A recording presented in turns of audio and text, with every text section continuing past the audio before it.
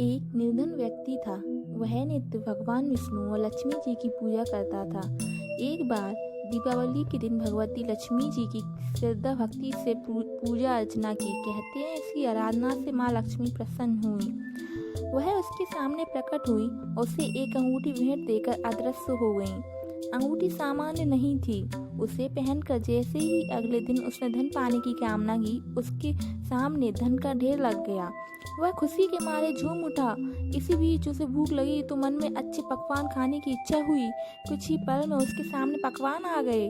अंगूठी का चमत्कार मालूम पड़ते ही उसने अपने लिए आलीशान बंगला, नौकर चाकर आदि सुविधाएं प्राप्त कर ली। वह भगवती लक्ष्मी की कृपा से उस अंगूठी के कारण सुख से रहने लगा। अब उसे किसी प्रकार का कोई दुख या कष्ट या चिंता नहीं थी। नगर में उसके बहुत नाम हो गया। एक दिन उस नगर में जोरदार तूफान के साथ बारिश होने लगी। कई निर्धन लोगों के मकानों के छप्पर उड़ गए। लोग इधर उधर भागने लगे। एक बुढ़िया उसके बंगले में आ गई। उसे देख वह व्यक्ति गरज कर बोला, ए बुढ़िया, कहाँ चली आ रही है बिना पूछे। बुढ़िया ने कहा, कुछ देर के लिए तुम्हारे यहाँ रहना चाहती हूँ। लेकिन उसने उसे बुरी तरह डांट डपट कर भगा दिया।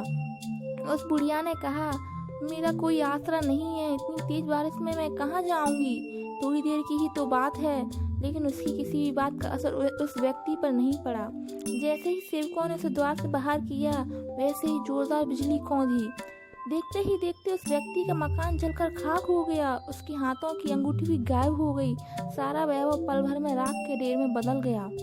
उसने आंखें खोलकर जब देखा तो सामने लक्ष्मी जी थी। जो बुढ़िया कुछ देर पहले उसके सामने दीनहीन होकर गिड़गिड़ा रही थी, वही अब माँ लक्ष्मी जी के रूप में उसके सामने मंद मंद मुस्कुरा रही थी।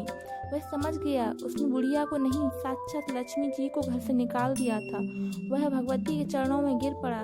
देवी बोली, तुम इस योग नहीं हो। जहाँ निर्धनों का सम्मान नहीं होता, मैं वहाँ निवास नहीं करती। यह कहकर लक्ष्मी जी इसकी आंखों से ओझल हो गई।